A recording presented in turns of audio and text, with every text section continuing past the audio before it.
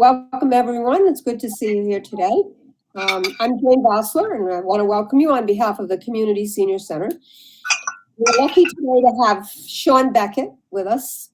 If everybody could mute themselves, that would be great.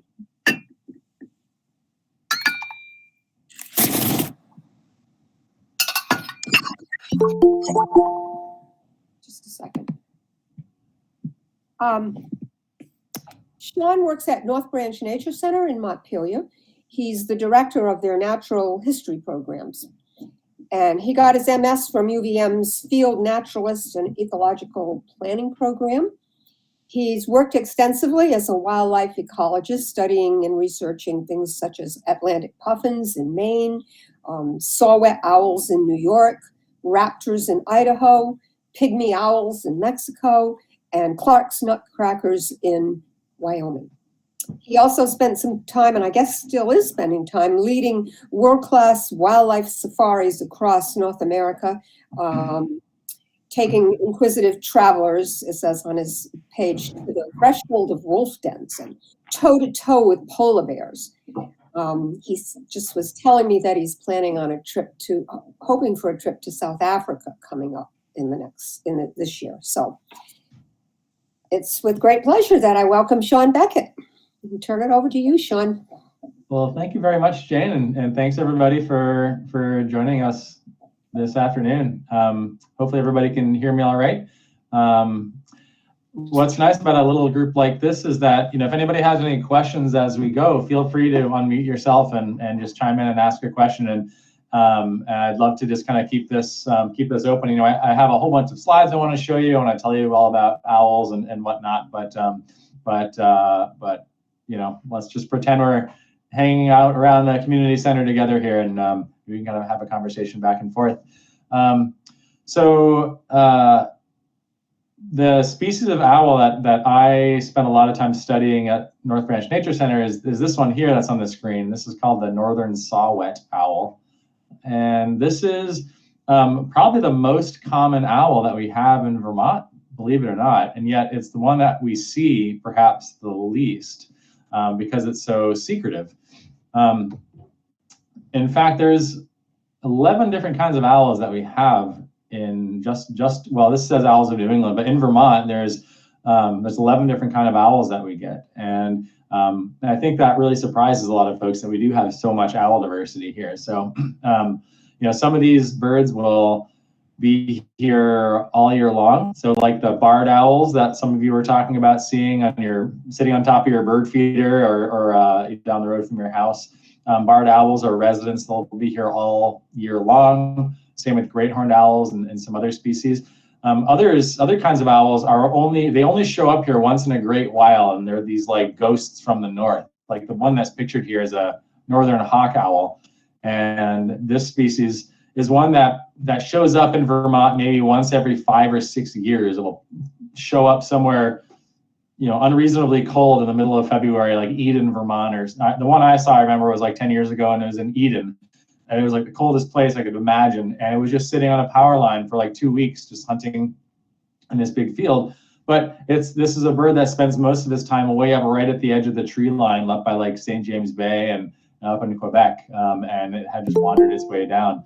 Some of you may have seen a snowy owl before in Vermont or somewhere else. And snowy owl is another great example of a bird that really has no business being in Vermont. It likes to spend most of its time up in the high Arctic, hunting lemmings above the tree line in the tundra, but they'll show up down in Addison County and other kind of big agricultural areas in the state, hunting down here in particularly cold and snowy winters in the north. But yeah, we have a lot of owls in Vermont. And just to get everybody on the same page about owl sightings that you may have had, Jane and I can't remember who else was saying that they had barred owls kind of in their neck of the woods. This here is when somebody says I saw an owl, 90% of the time in Vermont, this is the owl that they see. This is the barred owl. And this is like if you go to the grocery store and you're like looking for an owl-sized item on the shelves, you're looking at like a 2-liter bottle of soda is about the size of a barred owl. And they have these piercing black eyes.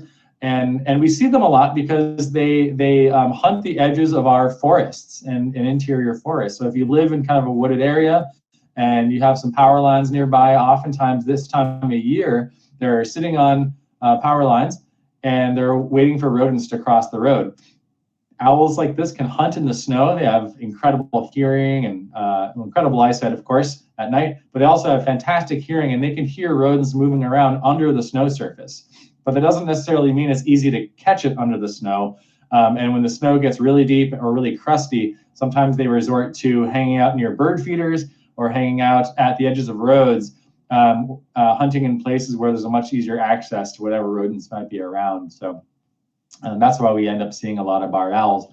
But for those of you, well, I mean, you're all in Richmond, and Richmond is an area where you might also find great horned owls as well, especially like if you're heading out of town, like heading towards Huntington, and like those when you start getting into those like big fields, you know, once you cross over the river, places like that, or right at like the interstate intersection, or over by like Pocket Full of Posies and Williston. Like when you start getting into more agricultural areas, this owl here, the great horned owl, is the one that we often find because this is a predator of open fields.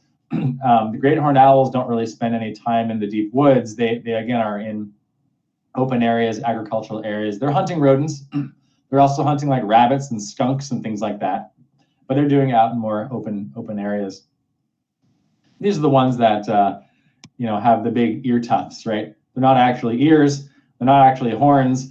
They're just kind of feather tufts that are there for looks. And big yellow eyes as opposed to the barred owls. Black eyes. And if you take a great horned owl and you shrink it down real small, you end up with an eastern screech owl, which is the other species that you get in Richmond and throughout the Champlain Valley. But I'm over in Montpelier, and there just aren't any eastern screech owls. They're really a species that hangs to the Champlain Valley and to the Connecticut River Valley, and they're not really found in the mountains and in the more densely forested areas. Eastern screech owls, they hunt kind of in edgy kind of habitat, early successional habitat, or like scrubby kind of stuff. So I'm thinking like, you know, Catamount Family Center, or trying to think of some other places like around the floodplains, around in the Winooski and Richmond, places like that. You'll find these eastern screech owls, but they're small. They're like the size of like a softball or something like that. These eastern screeches.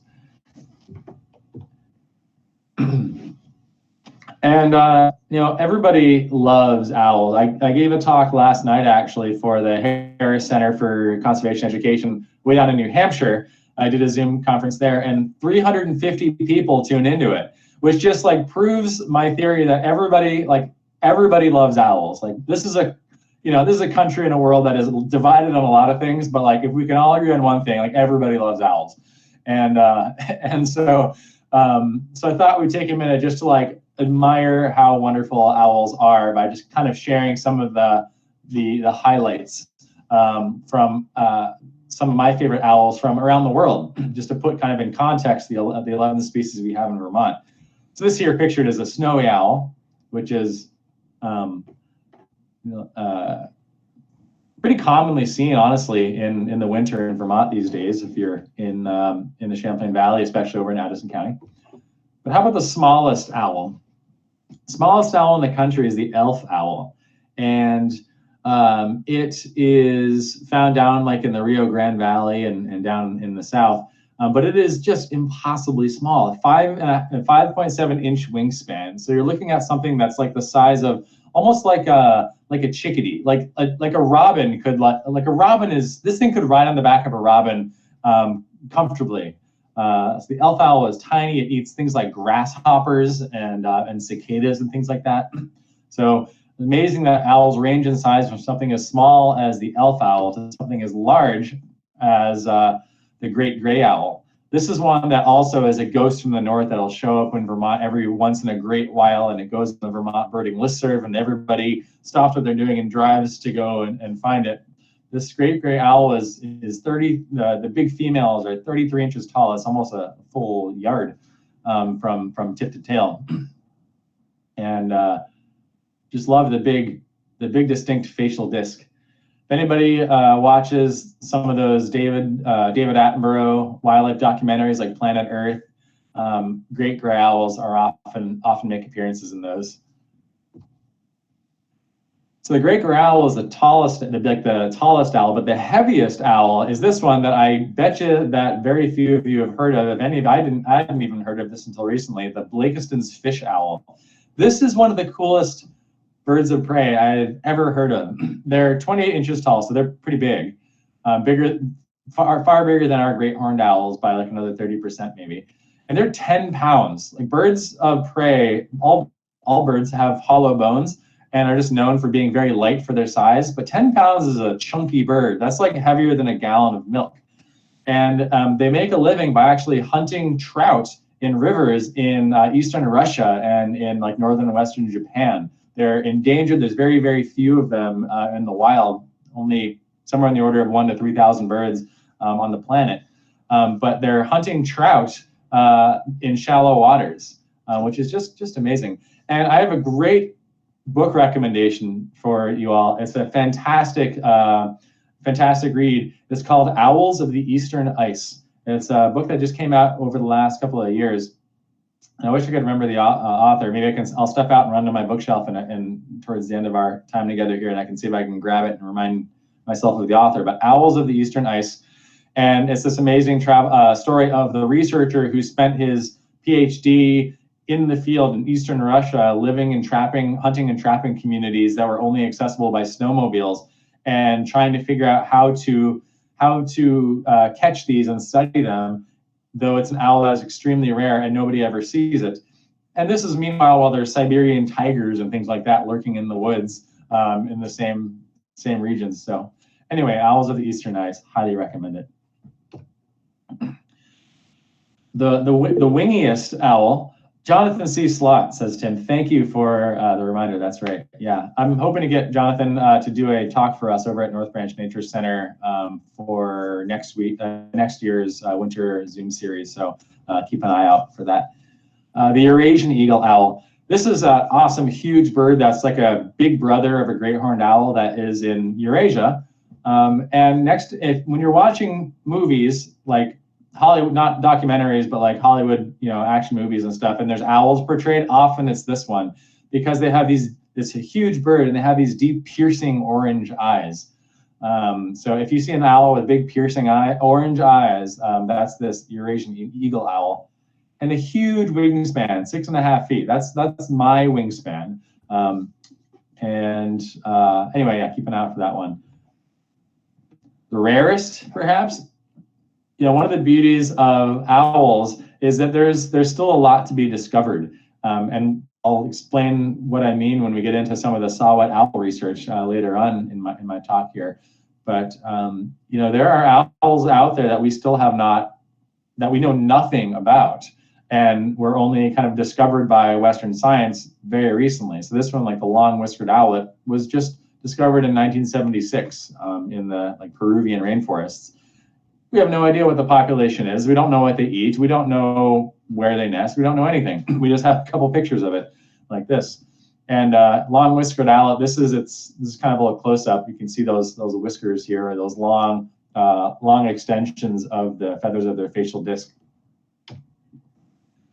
And the most widespread owl is the barn owl, which is another species we see a lot on TV, but we don't really have in Vermont. There's one pair of barn owls nesting in the state of Vermont. I think that's it. Most unique owl is the burrowing owl, which makes a living actually burrowing into the ground and has entire colonies underground. And they hunt rodents and things like that during the day. We don't have those in Vermont either, but those are found throughout the South and throughout much of the West as well. But let's turn our attention to my favorite owl, which is the Northern Saw-whet Owl.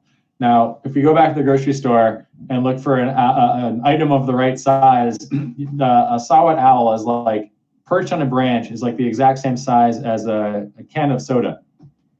So really small. They hunt mice and voles, and though they are adorable and cuddly to us, they are a mouse's worst enemy I love this picture here because it looks so cute to us, but check out the talons on that compared to its body size, right?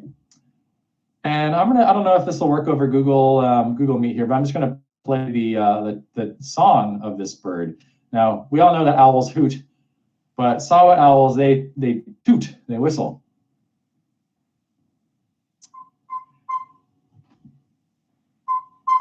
Can you hear that all right? So this sounds like a truck backing up in the middle of the woods. If you're wandering around in the woods at night in the spring when it's their breeding season, and you hear that, your first instinct might be, oh yeah, that's like a construction vehicle backing up. But think if you pay more attention, you might realize, oh, that's actually something else, and in fact, it's a saw-whet owl. And I won't spend really a whole lot of time without explaining all the different colors here, but suffice it to say, anywhere that's not gray on this map, there are saw-whet owls. They really span from coast to coast, and they span the northern latitudes. Pretty much anywhere there's cold northern forest, whether that be the high elevation of the Rockies or the Sierras, or just in the northern latitudes across the US. From there all the way up through the tree line, up to the Hudson Bay, all the way up through Alaska, we have northern saw-whet owls. Now, they tend to nest to the north and they winter to the south. And Vermont is in this unique spot where we actually have saw-whet owls here year-round. We have some that actually do spend the whole year, they're residents, just like barred owls. And in fact, over in warmer parts of the state, like Richmond or elsewhere in the Champlain Valley and Chittenden County, that's where you'd be most likely to find a year-round saw-whet owl resident, because things are just a little bit more temperate than like up in the Northeast Kingdom or in the Greens or something like that. But Vermont's situated in the spot where we're kind of this corridor between owls that are summering to the north, and the red in this map is kind of where owls summer, and red and green, and the blue and the yellow are the places where these owls kind of winter. So we're in the spot where we have owls that are migrating from the north, and they're leapfrogging the residents, and they're continuing farther south. And that allows us to actually catch them in migration. And I should kind of tell you where I'm going with all this. So I want to talk a little bit about kind of just the life history of this bird, the saw-whet owl, and talk about some just cool life history strategies that owls have, and evolutionary adaptations that they have to be able to do what they do. And then I'll kind of turn our attention over to actually what we do at North Branch Nature Center and the research we conduct and how we go about actually studying these, and a little bit about what we've found out in the process. So a little bit about life history for these birds. All that saw-whet owls need are a forest, really. And it can be, this is actually, this is looking towards Richmond. No, this is, what's the name of this place? This is Preston Pond, right over in West Bolton, or maybe that isn't even still in Richmond. But yeah, Preston Pond, at the top of Libby's looking out this way. I'm sure there's saw-whet owls in this photo somewhere. So they like habitats that are hardwoods. They like habitats that are more coniferous. All they really need is a forest. And inside that forest, they're really looking for two things. They're looking for something to eat, and they're looking for a place to live. So what they eat are small rodents, right? So things like mice, voles, shrews. Particularly in the woods, there's a lot of red-backed voles. That's kind of the most abundant kind of small mammal in the dense woods, red-backed vole. And I put these two maps up here to kind of show generally that the range of year-round saw-whet owls mirrors that of the range of the red-backed vole pretty closely. So they eat small rodents. And then they need a place to live as well. I'll come back to this slide. So these saw-whets are cavity nesters. So they nest in cavities of trees. And so in that forest, not only does there have to be food for them, but there has to be trees large enough and old enough for there to be cavities in them that have been hollowed out by other species over the years that an owl can make a home in. And they don't excavate their own holes. Tree cavities are a really, really important part of the health of any forest, right? A lot of folks who don't really know anything about ecology or land management or anything might go into the woods and think, oh, if I want to make this forest healthy, I better cut down all the sickly dead things, right? And clean up the woods. But actually, the dead parts of the forest are some of the most important parts of it because they provide for habitat for so much. So like one tree cavity that's used by a saw-whet owl one year, that might be used by a hairy woodpecker the next year, a downy woodpecker the year after that. Maybe it's excavated out and used by a pileated woodpecker in the following year. Then you go back the next year and there's a flying squirrel family in it. And then you go back another year and there's a fisher that has been, overnighting in the cavity to get out of the cold. So these cavities are like high value real estate in the woods and are really important to protect in our woods because there might be a saw-whet owl living in there. So let's say a saw-whet owl does poke its head out of a tree cavity. It could look either like the one on the left or the one on the right.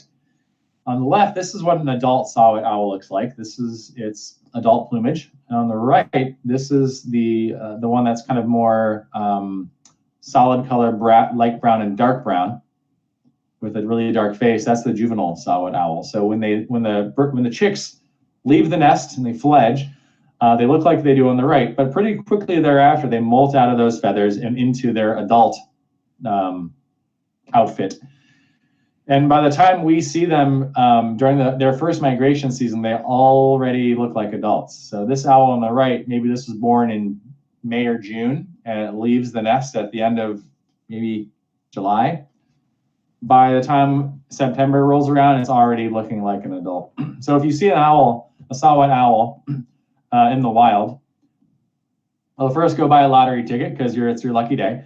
And second, if you see an owl that looks like the one on the right, then that means that you've seen a juvenile saw-whet owl, which means that you are very close to wherever that owl nested because it's very, very young.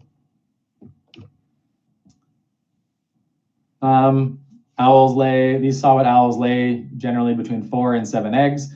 Since they're in a tree cavity that's already hidden from predators, their eggs are white. There's no speckling or anything like that on them because they don't have to, the eggs aren't trying to hide from anything because the cavity itself serves that function. This picture on the right is a saw-whet owl nest in captivity, which is why there's mouse tails and bird tails and stuff in there. I don't know what's going on with the story there exactly, but that's a saw-whet owl chick and some eggs. So let's get into some of the cool adaptations that owls have for being able to dine on small rodents. So like if you were to go and imagine you make a list of all the things that make an owl, right? Like if I told you to describe what an owl has that a robin doesn't, you'd make a list that probably includes a couple of things we could all agree on.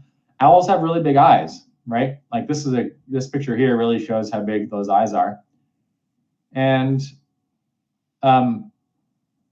those eyes are for them to be able to hunt really well in the near total darkness, right? Those big eyes in relation to its body size means that it has, a lot of rods and a lot of high rod density, so they can see really well. They can gather a lot of light, and they can resolve details at extremely low light. So even on a pitch black starry night, an owl has no problem hunting in that. Another thing that might be on our list is that owls can turn their heads away all the way around, right? Well, they can't actually do that. They're not like a bobblehead that can swing its head all the way around, but we know that owls can turn their head really far in either direction. And the reason for that is kind of to make up for the fact that those eyes can't move around in their sockets. So the eyes are so big that there's no room left in the eye socket for the muscles that control the movement of the eyes. And so for an owl to actually look at anything, it has to move its entire head.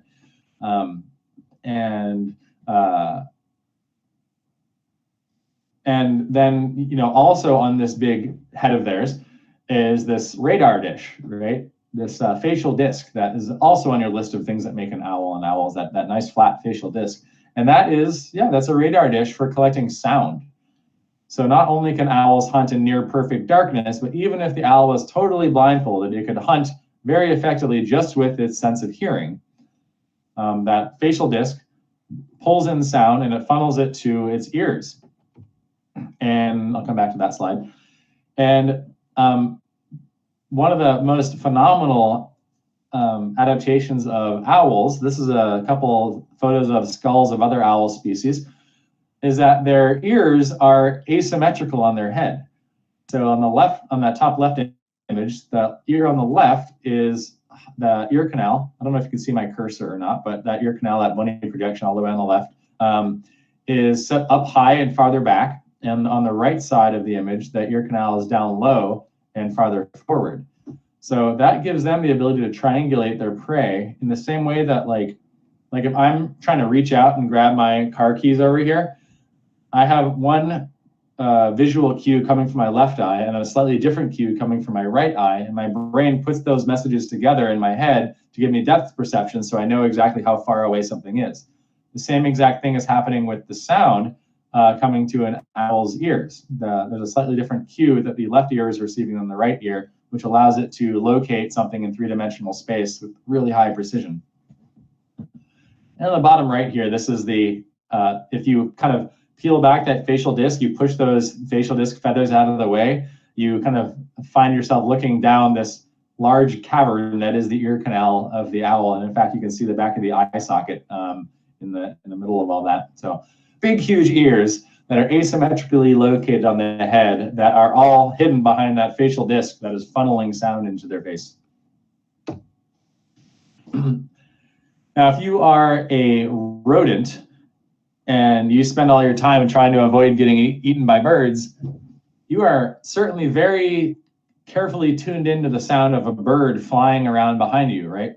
If any of you have ever had like a raven or a robin or a hawk or a goose or something like that fly anywhere near you, they make a lot of noise when they go by, right? Their wings, you can hear them flapping because air is ripping as it goes over the airfoil that's created by the leading edge of the wing. And that sound would give away the location of that owl to the prey at night.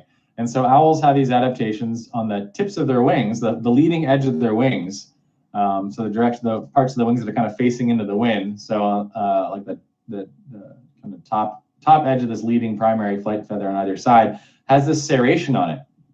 And that serration helps break up the wind so that and it creates turbulence so that the air isn't ripping over the, when it splits over the wing, but instead it kind of gets disturbed and it doesn't make any noise. Similarly, owls are just fluffy in general to help baffle that sound. The fluff also helps with insulation in the winter, but the fluffiness of owls too is no accident. That allows them to really be kind of a soundproof.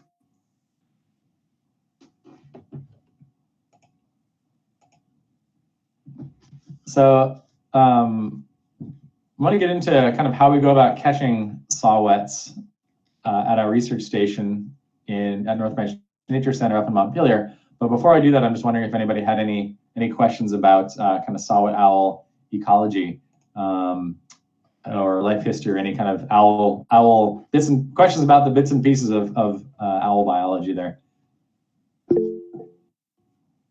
Go ahead, Betsy.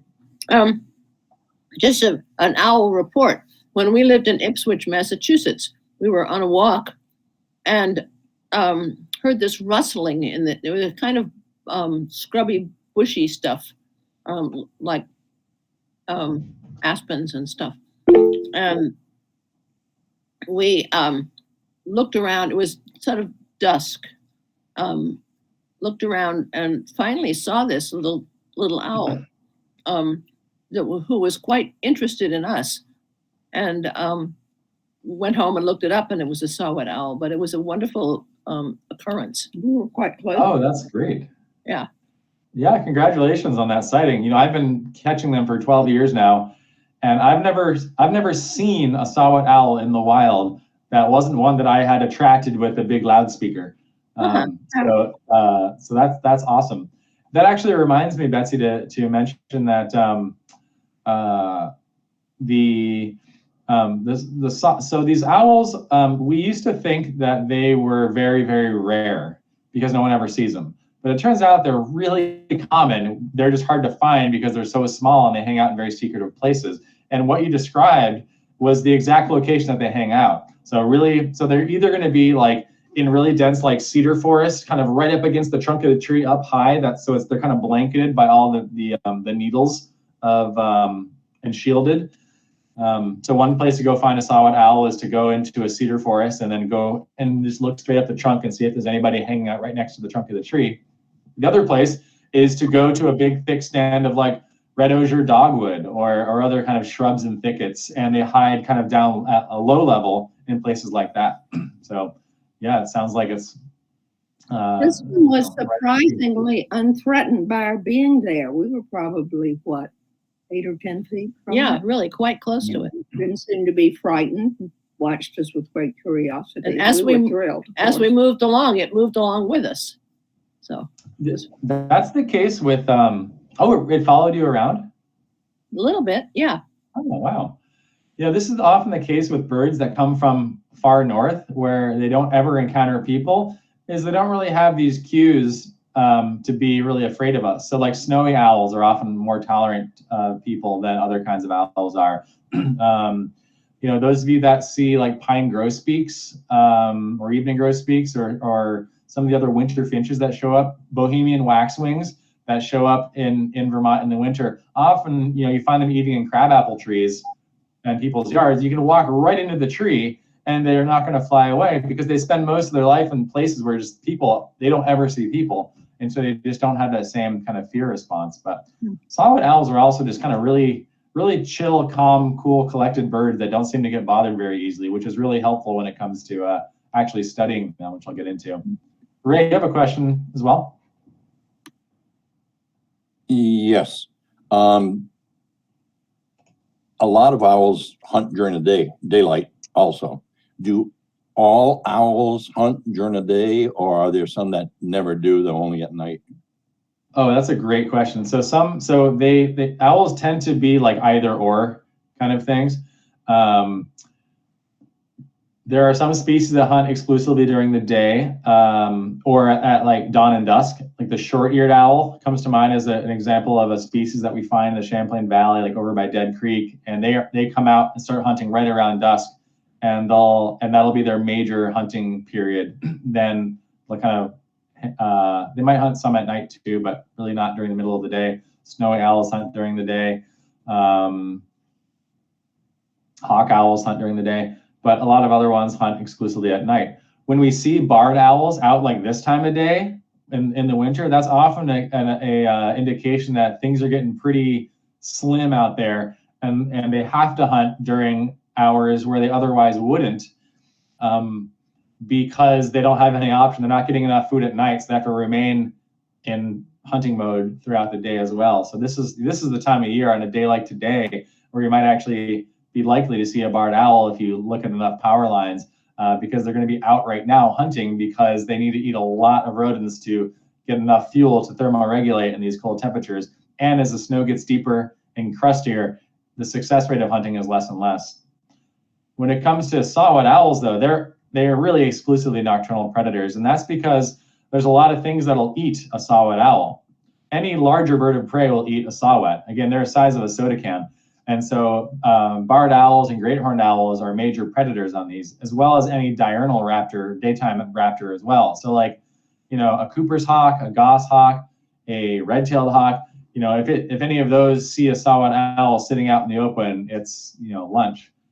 So these daytime birds of prey and nighttime birds of prey often share very similar niches, but they do it at different times of day so they don't encounter one another. I almost think of like a red-tailed hawk as like a daytime great horned owl, because they hunt in the same places, just eating the same things, just different times of day. I think of a Cooper's hawk as being like a daytime barred owl. They hunt the same things in the same way, just one does it at night and one does it during the day. And so maybe a saw-whet owl is more like a sharp-shinned hawk, but the nocturnal version. So anyway, food for thought. Great. Well, on to how we actually catch these. Now, I really hope that when you think about, imagine researchers catching saw-whet owls, that you have this image of us traipsing through the woods with butterfly nets, like swinging at owls.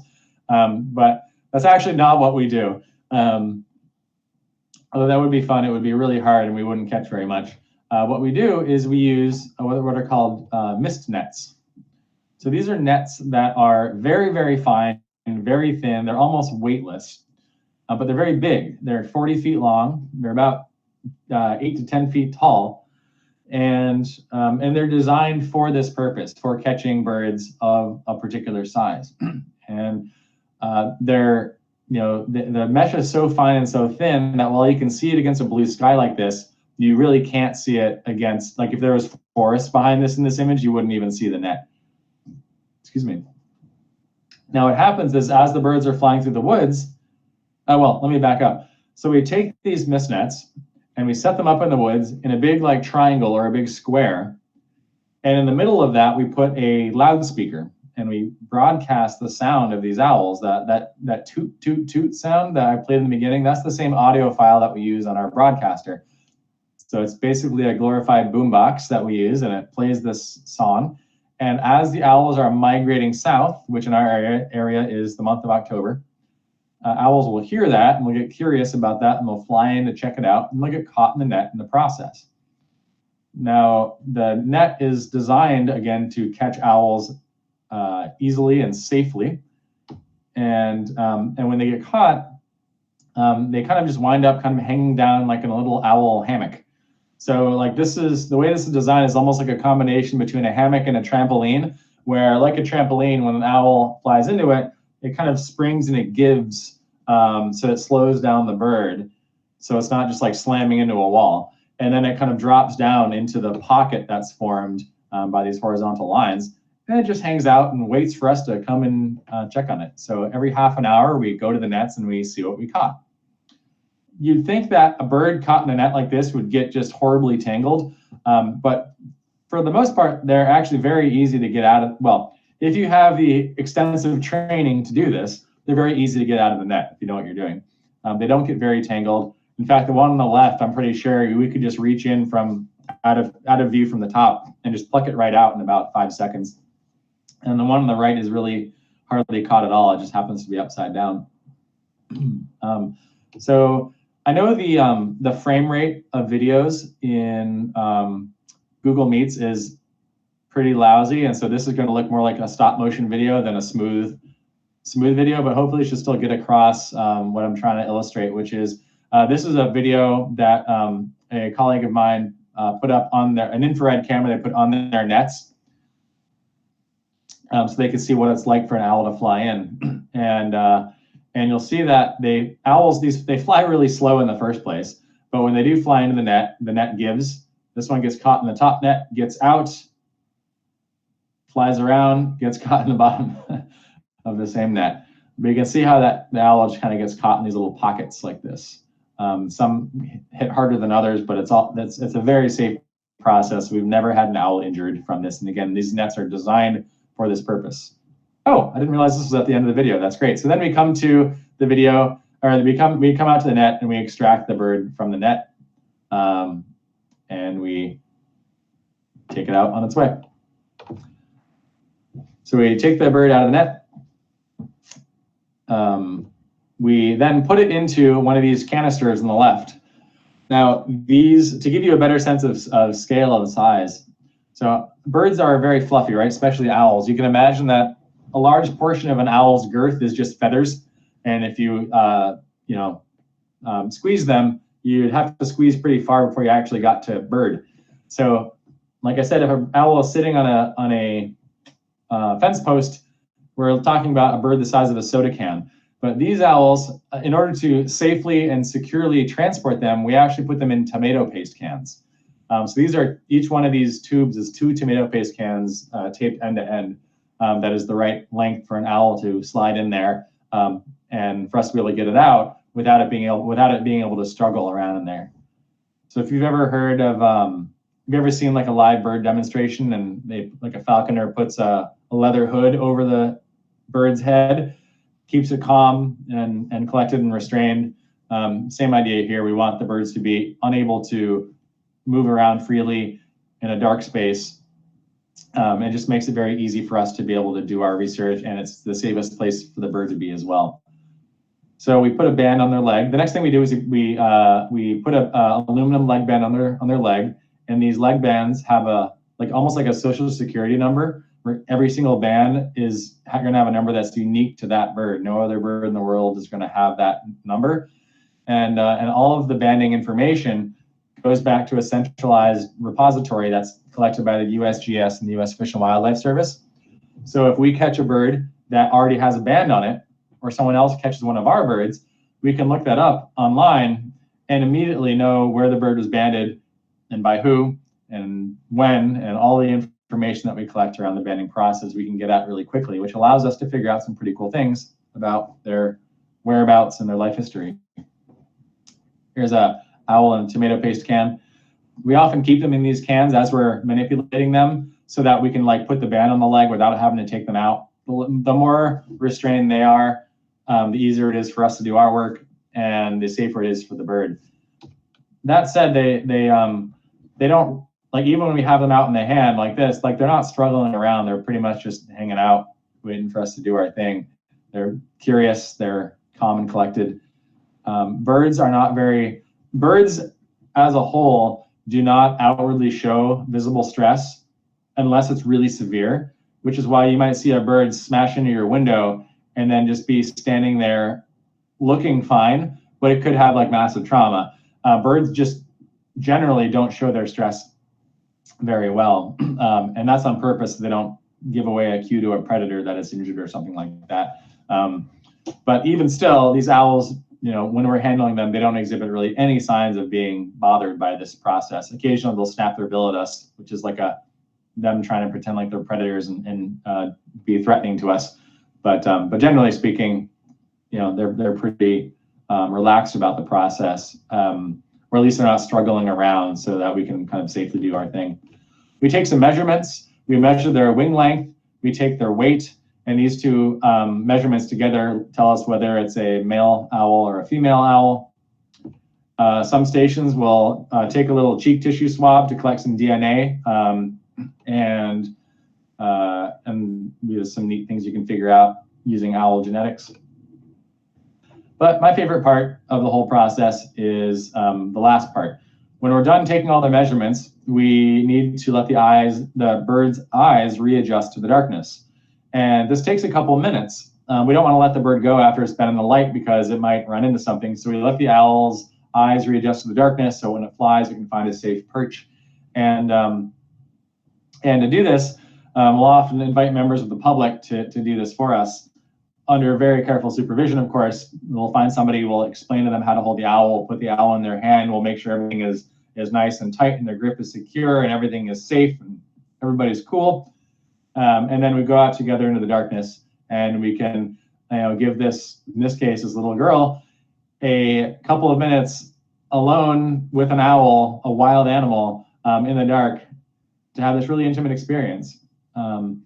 And they'll let the owl go and it flies off into the night. And just that moment of allowing them to be a wildlife ambassador, these little critters to be wildlife ambassadors, is just so powerful. Again, everybody loves owls.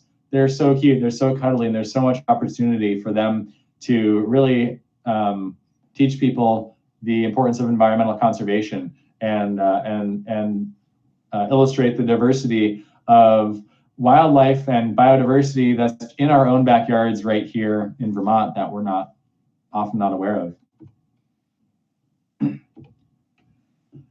So the last portion, I just want to tell you a little bit about some of the things that we can figure out using this data. So every one of these dots here is a banding station just like ours across North America. So if an owl is migrating around, there's a lot of places it can potentially get caught. And if we look at all the data, we can actually draw lines between where a bird is banded and where a bird is recaptured. And we can get a complicated, confusing map like this, where each one of these lines represents banding location and recapture location, not necessarily in the same year. So some of these, like east-west ones, are a bird that was banded over here in one year and then recaptured over there another year. But let's just simplify this map and just show the first 5 years of our results at North Branch Nature Center. And every one of these lines represents a bird that was banded by us and recaptured somewhere else, or vice versa.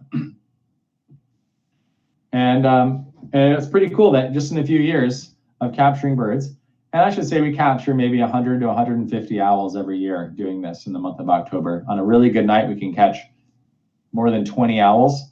And on other nights, we catch one. So it's hard to tell what we're going to get, but we can catch a lot over the course of the season.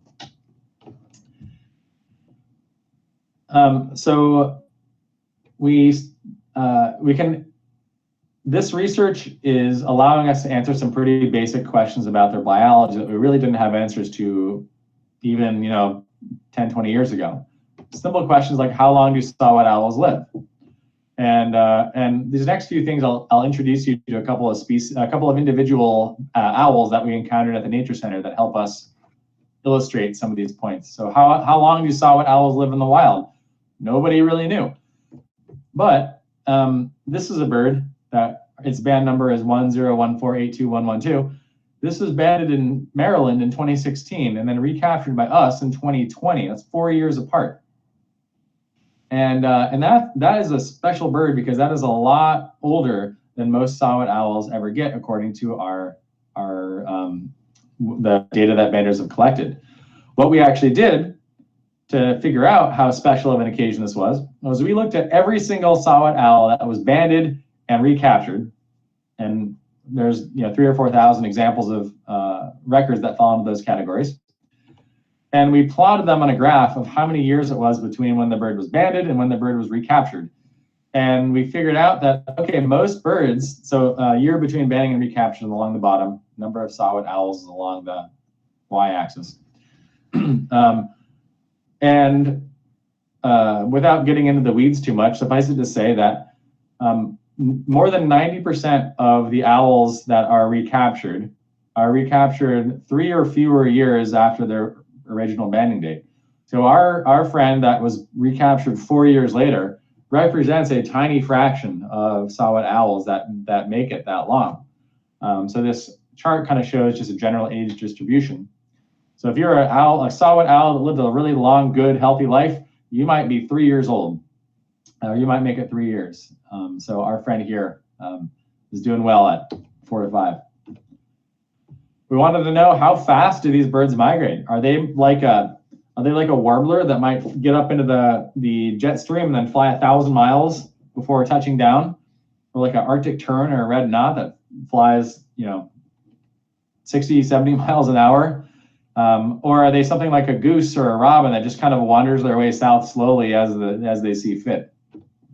Well, this fella here is 1104-21259, and we banded this bird on October 14th of last year, and it was recaptured exactly 1 month later in Virginia, 500 miles away, which basically illustrates beautifully kind of their migration tendencies. If you do the math, that's about 16 miles a day of movement.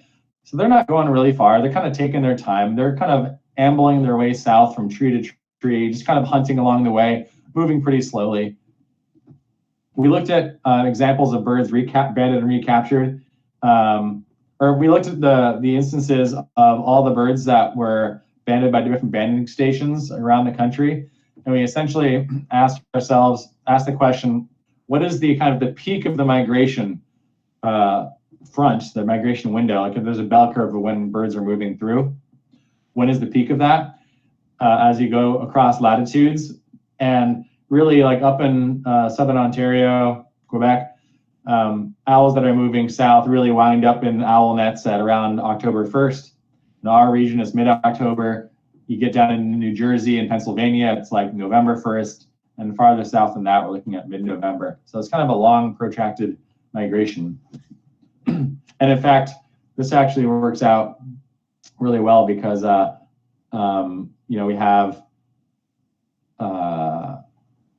that last bird was October 14th that was banded, and November 14th that it was recaptured 500 miles south, and that actually is right on cue. We wanted to know if they follow the same path from year to year. When they're migrating back and forth, are they continuously following the Green Mountains? Or is one bird going to come down the Green Mountains, and then is it going to come down the other side of the Great Lakes, and then is it going to come down over in the Rocky Mountains? We just didn't know. How much migration route fidelity do they have is the fancy term for that. Or how faithful are they to their migration route? Well, this fella, 1104344470, is like our favorite owl at the Nature Center and has an honorary membership there because it was banded at NBNC in 2017. And then a year later, we recaptured it.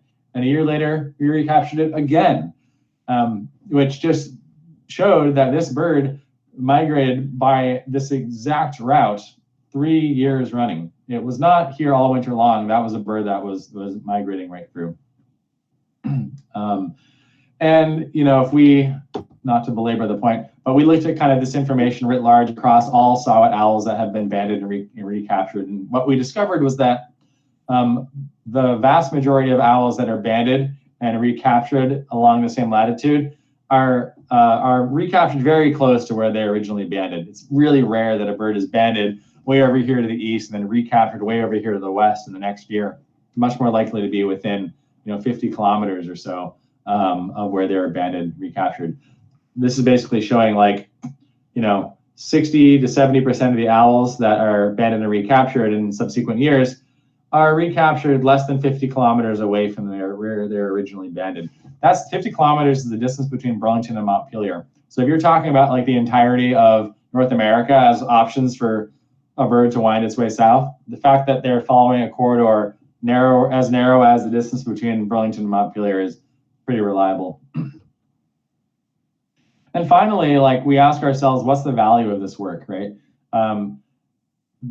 This process leaves the owls uninjured. They are not harmed by this, but this is still not a process that this owl would like to repeat the next night, right? Like they're not happy about being caught in the net and bothered by researchers and missing out on an hour of hunting time and all of that. The fact that they show up again so regularly in other places tells us that this process is definitely not hurting them. There's been tons of research on bird banding as a methodology showing that it's safe for birds when you follow the rules. But it's still we always ask ourselves, what is the value of bothering a bird? You're bothering this individual animal. It better be worth it if we're going to do that. And of course, there's all of the research that we can uncover that helps us understand their populations, how we can conserve them, what habitat they need, all that kind of stuff. But there's also just the value of that connection that we can build, right? That wildlife ambassador piece. And this is a great example of that. 1104344477. This is a bird that we banded with a group of young naturalists in their teens up in the Northeast Kingdom who are kind of budding biologists that were interested in going to college for environmental stuff. They're diehard bird watchers, but they're all 12 and 13 years old. Well, they banded this bird, and then just about a month later, it was recaptured in Pennsylvania by Scott Weidenzahl. And I don't know if any of you have read any of his work, but Scott Weidenzahl is one of the preeminent authors on birds and birding in the world, certainly in North America. Has written A World on the Wing, Living on the Wind.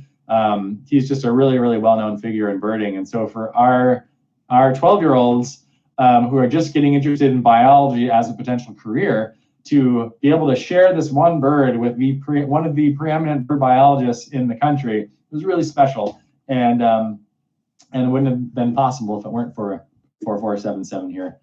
So we do care really deeply about the individual owls that we capture, and we try not to just treat them like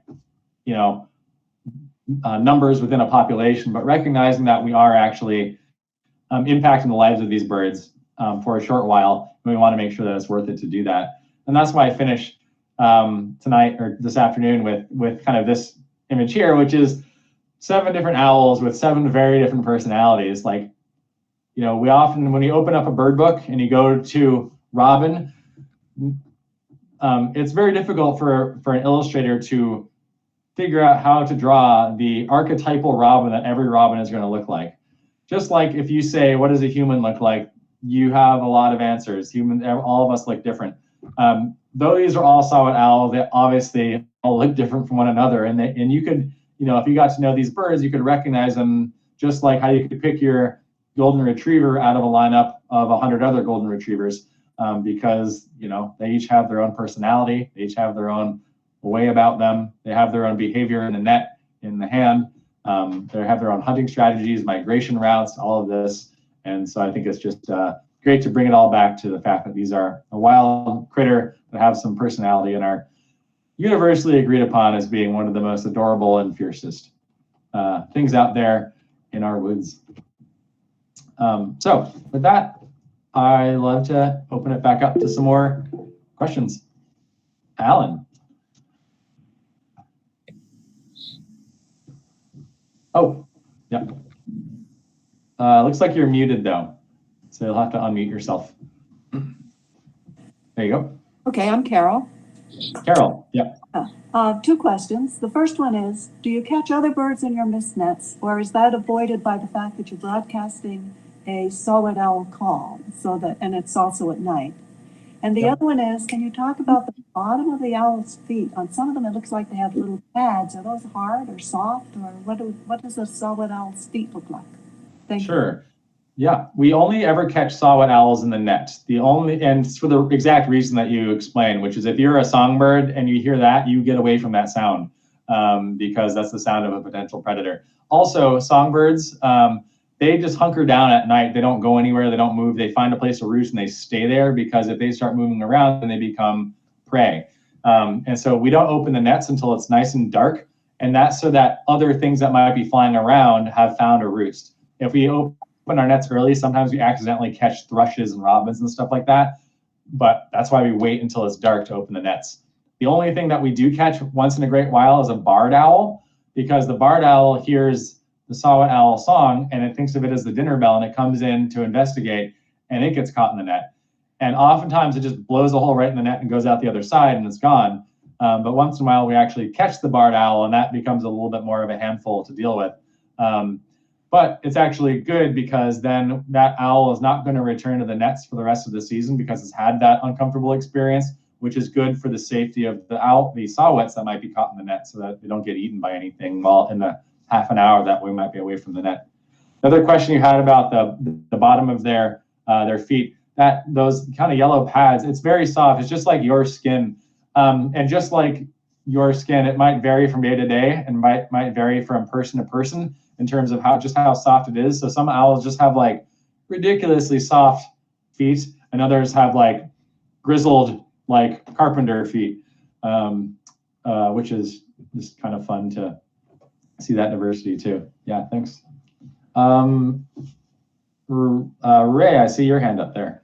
Yes, mating. Do you have much information? Do they mate for life type thing like some birds do, or?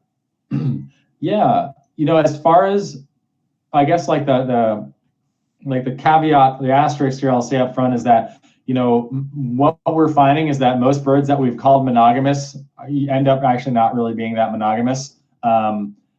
They might be socially monogamous, but they might, be kind of sneaking around. And that is actually that's really common in birds, even the ones that are the most monogamous. There's only a few species that, as far as we can tell, are like 100% faithful. There are things like, I think like Atlantic puffin is an example of that. But so as long as we say the word like monogamous and like with that little asterisk, these saw-whet owls are considered to be basically monogamous, where the same pair will mate together year to year. And that's really common in birds for them to be generally monogamous, or at least when it comes to raising young, it's the same team from year to year, because just like anything else, just like parenting, right? You get better and better the more you do it, and so it's more likely for any one bird to succeed if they're raising young with a bird they've already raised young with in the past. They've kind of figured out their system. Thanks. Anybody else? Feel free to unmute yourself. You don't have to find the raise hand button. You can just shout it out.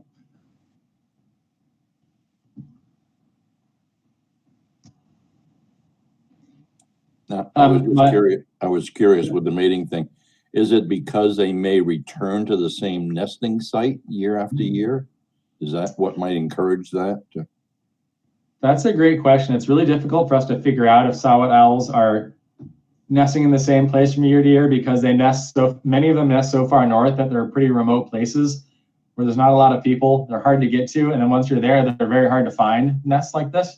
But as far as we can tell, they don't usually use the same cavity again, but they'll often use the same general vicinity to nest in. And again, they have like their hunting patterns down. They know where food's going to be. They know where good perches are. So it benefits them to go back to the same general area year to year, whether or not they use the same cavity.